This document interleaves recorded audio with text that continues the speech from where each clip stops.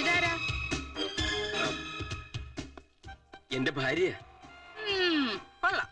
Jewellery ഷോപ്പിലെ പരസ്യത്തിന് നിൽക്കുന്ന മാതിരി ഉണ്ട്. വലിയ പണക്കാരിയാ നീ കെട്ടിയതല്ലേ? പെട്ടിയെല്ലാം എടുത്ത് എന്റെ റൂമിൽ കൊണ്ടുവയ്ക്കൂ. രമ, ആ പെട്ടി എടുത്ത് അകത്ത് വയ്ക്ക്. അതിനെന്തിനാ രാമൻ? ശേഖരന്റെ കൈക്ക് വല്ല സ്വാധീനക്കുറവുണ്ട്. ഞാനെടുത്ത് വെക്കാം. ആ, കടുപ്പത്തിലൊരു കാപ്പി എടുക്കൂ. കല്യാണി, ഒരു കാപ്പി. എന്തിനാ ഇങ്ങനെ ആജ്ഞാപിക്കുന്നേ? നിനക്ക് പോയി എടുത്താലെന്താ? അതെ അതെ, നീ പോയി കാപ്പി എടു. ഈ AC എന്തിനാ 24 മണിക്കൂറും ഇങ്ങനെ ഓൺ ചെയ്തിട്ടിരിക്കുന്നേ? ആവശ്യത്തിന് ഉപയോഗിച്ചാ പോരെ? ആവശ്യത്തിന് ഉപയോഗിക്കാനുള്ള കറണ്ടേ കിട്ടുന്നില്ല. ഇവിടെ 6 മണിക്കൂർ നിയമപ്രകാരമുള്ള പവർ കട്ടും, പിന്നെ ഒരു 6 മണിക്കൂർ അവർക്ക് തോന്നിയ പോലെയാ. കാപ്പി.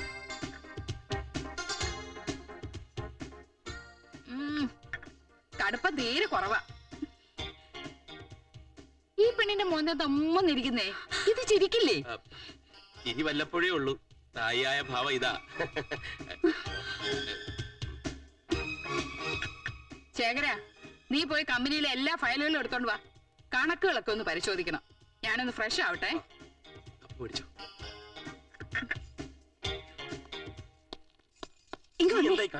ഏതായി സ്ത്രീ? എന്താ ഇവർക്ക് ഇത്ര അധികാരം? ഞാൻ പറഞ്ഞിട്ടില്ലേ, അമേരിക്കൻ ആന്റി. അവരുടെ പെരുമാറ്റം കണ്ട അമേരിക്കയിലെ രാജ്ഞിയാണെന്ന് തോന്നുമല്ലോ. അമേരിക്കയിലെ രാജ്ഞിയല്ല, പക്ഷെ നമ്മുടെ രാജ്ഞി. മനസ്സിലായില്ലേ? നമ്മുടെ കമ്പനിയുടെ ഓണറാ. ഓണറോ? അതെ. കമ്പനിയും ഈ വീടും മുറ്റത്ത് കിടക്കുന്ന കാറുകളും പിന്നെ ഞാൻ നോക്കി നടത്തുന്ന സർവ്വ സ്വത്തുക്കളുടെ ഉടമ അവരാണ്.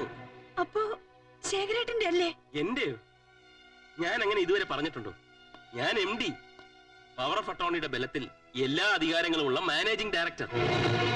എന്നെ പറഞ്ഞു പറ്റിക്കായിരുന്നല്ലേ? പറ്റിച്ചെന്നു?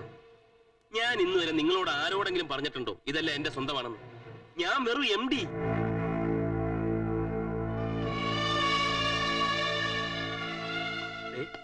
ആന്റിയെ ഭംഗിയായിട്ട് നോക്കണം. മൂക്കത്താ ചുണ്ടി. ഞാൻ പോയി ഫയലുകളൊക്കെ എടുത്തോണ്ട് വരാം. അല്ലേ പിന്നെ അത് മതി.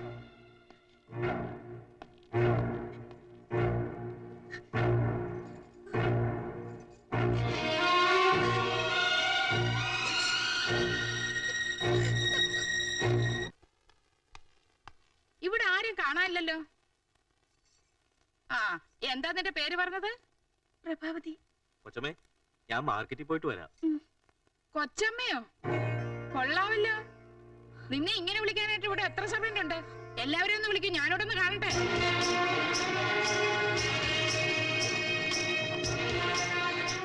ഭാര്യയും ഭർത്താവിനെയും പരിചരിക്കാൻ 16 വേലക്കാര്. കുടുംബത്തിലിരിക്കാൻ കൊള്ളാവുന്ന ഒരു പെണ്ണുണ്ടെങ്കിൽ ഇതുപോലെ 16 എണ്ണത്തിനെ പരിചരിക്കാൻ അവൾ ഒരുത്തി മതി. Waste, criminal waste. ഇവരെയൊക്കെ തീറ്റിപ്പറ്റി ശമ്പളം കൊടുത്ത് മുടിയുന്നത് ഞാനാ. നിങ്ങൾക്ക് എല്ലാവർക്കും ഇന്ന് തന്നെ ഇവിടുന്ന് പിരിഞ്ഞു പോകാം. പ്രഭാവതി, ഇനി മുതൽ ഈ വീട്ടിലെ ജോലിയൊക്കെ നീ തന്നെ ചെയ്താൽ മതി. നിനക്ക് ചെയ്യാനുള്ള ജോലി ഇവിടെ ഉള്ളൂ.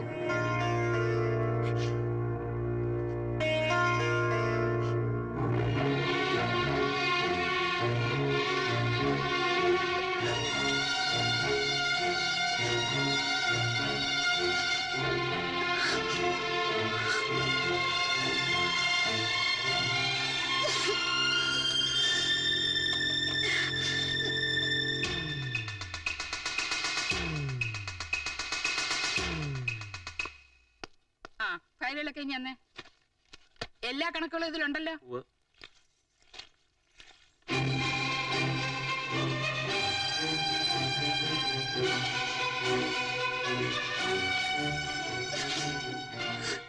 നീ എന്തായി കാണിക്കുന്നത്?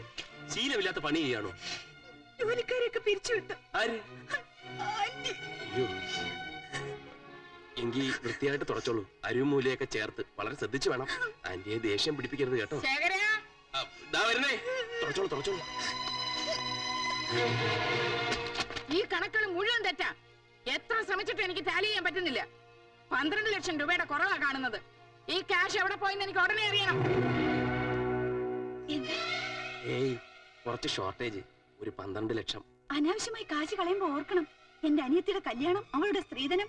എന്തായിരുന്നു കാശ് ചെലവാക്കാനൊരു ഉത്സാഹം. അതൊക്കെ എന്റെ സ്വന്തം കാശാ. ഇത്രയും കാലം എനിക്ക് കിട്ടിയ എന്റെ ശമ്പളത്തിൽ നിന്ന് സ്വരൂപിച്ചെടുത്തത്. പണം ചെലവായതൊക്കെ നിന്റെ ആർഭാടത്തിന് വേണ്ടിയാ. നീ വാങ്ങിക്കുട്ടിയ സാരികൾക്കും ചെരുപ്പുകൾക്കും ആഭരണങ്ങൾക്കും അറിയോ? അത് ശരി. അപ്പൊ കമ്പനിയെ വെട്ടിച്ച് ഭാര്യ എണീച്ചൊരുക്കായിരുന്നില്ലേ? ഇങ്ങോട്ട് പറയില്ലടി. ആർഭാടങ്ങളൊക്കെ? എടി, അടിക്കാൻ.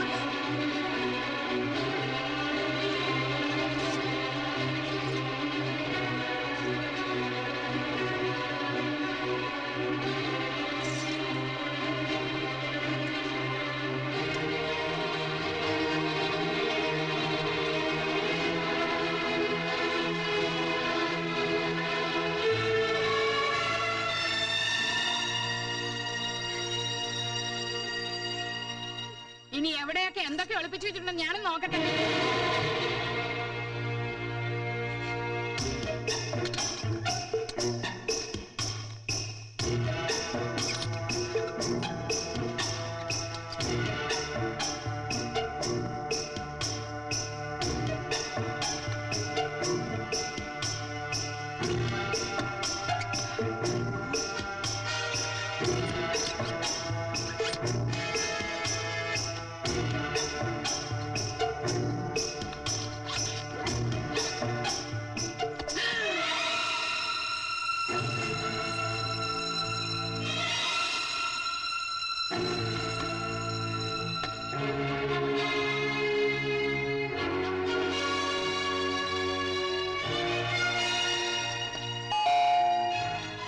ആരോ വന്നെന്ന് തോന്നുന്നു.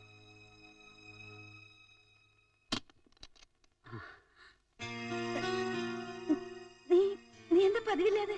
ഒരു സന്തോഷ വാർത്ത അറിയിക്കാൻ വന്ന. ചേരേട്ടൻ എന്തേ? ചേരേട്ടാ, ചേരേട്ടാ, എനിക്ക് ജോലി കിട്ടി. അഗ്രികൾച്ചർ ഫാമിൽ സൂപ്പർവൈസറായിട്ടാ. അടുത്ത ആഴ്ച ജോയിൻ ചെയ്യണം. കൺഗ്രാചുലേഷൻസ്. ഇതാരാ? അനിയനാ. കൊള്ളാം. അനിയന് ജോലി കിട്ടിയപ്പോ അളിയന്റെ ജോലി പോയി.